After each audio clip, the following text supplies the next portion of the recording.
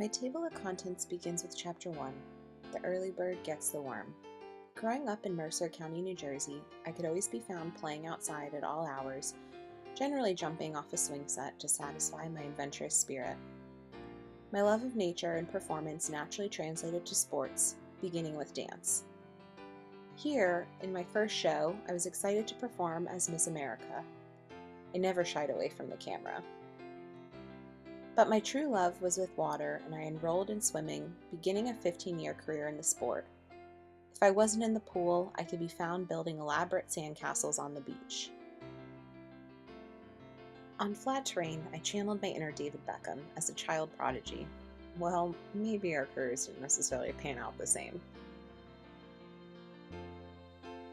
I entered private school in grades K through 8, hand in hand with my big sister Anne. Our parents fostered our love of reading, which we later took forward with our nonprofit work. I discovered my passion for maths and sciences, the science fair quickly becoming my favorite time of the year. Just call me Baby Einstein, I guess. I also learned the importance of inclusiveness at an early age and wanted to make sure everyone felt included, which often meant inviting the entire class to my birthday parties in the summer, with themes ranging from tropical swim parties to the crowd pleaser Pocahontas. Why do I feel I don't fit in anywhere I go? This chapter transitions to a time when I was forced to step out of my comfort zone. During the first 2 months of starting at a new public high school, I ate lunch alone. But finally, my wings sprouted when I asked a group of classmates if I could sit with them. These girls became my closest friends in high school and instilled with me the confidence I needed to fulfill my potential. I began to excel. My teammates voted me swim team captain. I joined the American Red Cross Club and was elected officer, ultimately being awarded the Student Council Spirit of the Community Award.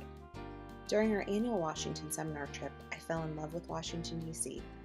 Upon being accepted to the George Washington University, I was ready to begin my next chapter in D.C., a new horizon as a White House Office of Presidential Correspondence volunteer under President Obama. Eagles belong where they can fly. A belief that we're all connected, and that there are some things we can only do together as a nation. Obama's words resonated with me. Together we can make a change. I set out on a mission to establish an undergraduate chapter of Net Impact to bring sustainability to the forefront of business. We launched a campaign, Do One Thing, where over 500 students joined us in committing to making a small, sustainable difference together to create big changes, like this student. Hi, my name is Mishak, and my dot is to not waste food. I further went on to recognize other student leaders as the founding president of an Alpha Kappa Epsilon chapter. Selected as a Clinton Global Initiative University attendee for my Take Back the Hunger proposal, I joined fellow changemakers to work on food sustainability issues, which I later leveraged as a business development fellow. I looked to round out my GW experience studying abroad in the most dazzling city, Paris, France. This was my first time in Europe, and I saw history come to life and visit world-renowned companies to learn the best business practices, while enjoying a glass of champagne or two.